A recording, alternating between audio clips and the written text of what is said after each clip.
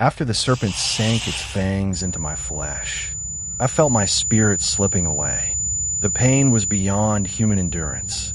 I distinctly heard the rattle of my breath. My limbs grew cold, as if made of ice, and my vision began to blur and fade. In those moments, I fought for a single gasp of air, screaming within me, "No, I am not ready to die now." But an eerie chill engulfed my being, and a demonic whisper echoed in my ear. "This is the death you chose for her. You will taste it first."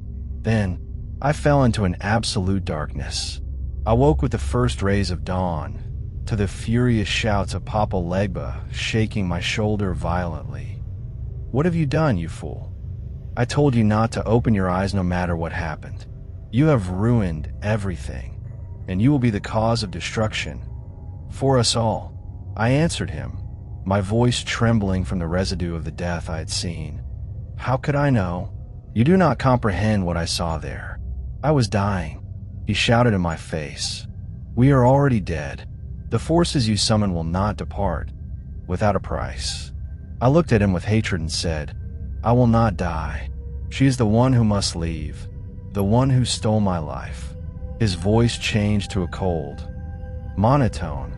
"There is only one solution. The rules of the game have changed. You must bring her here, to this place, so I can perform the rituals upon her directly. Otherwise, it is either her life or ours." I returned to my home like one possessed.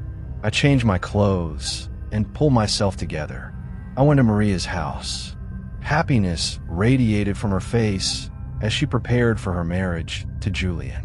I looked at her and said to myself, "I was the one who was supposed to be in your place, not you."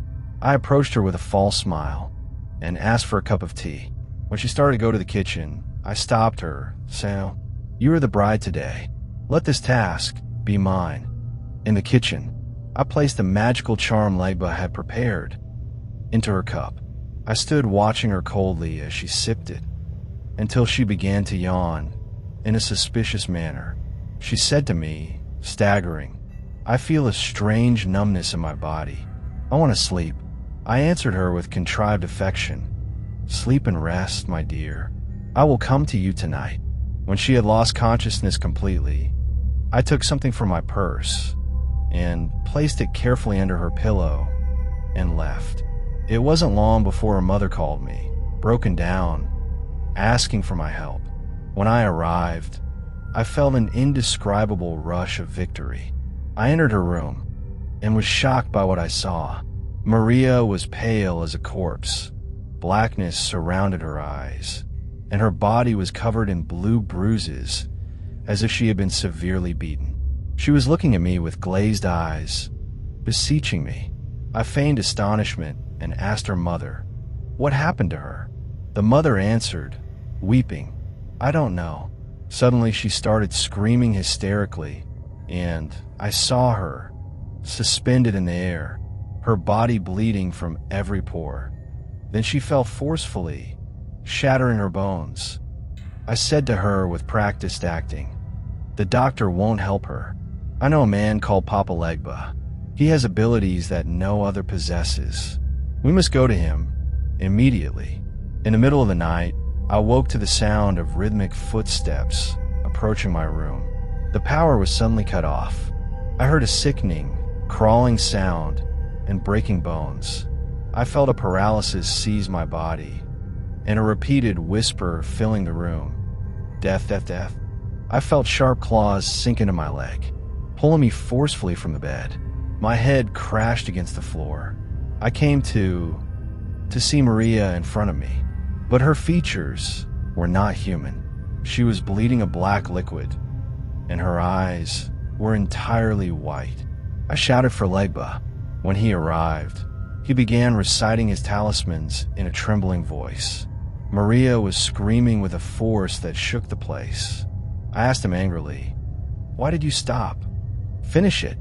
He answered me, "If I finish, she will die now, and we will fall under the grasp of the forces we summoned." I laughed sarcastically. "Let her go to hell. This is what I want." Suddenly, her strength turned into something terrifying. She broke her restraints and approached me. At that moment, Legba fled, leaving me alone. I heard Julian's voice outside and a priest reciting prayers. They entered the room to find Maria holding Legba's knife and stabbing me. With all her anger, I fell to the ground, my limbs freezing. Maria began to vomit that black liquid. While I was taking my last breaths, I saw Papa Legba tied up outside, screaming in terror. I realized in my final moments that I had lost everything. I lost this world and the hereafter. The light went out completely. A terrible silence prevailed. Then, my real torment began. A fire consuming my body, hooks piercing my soul, and pain that does not end. This was not just death. This was hell. We are now immortal here in the darkness that we made with our own hands.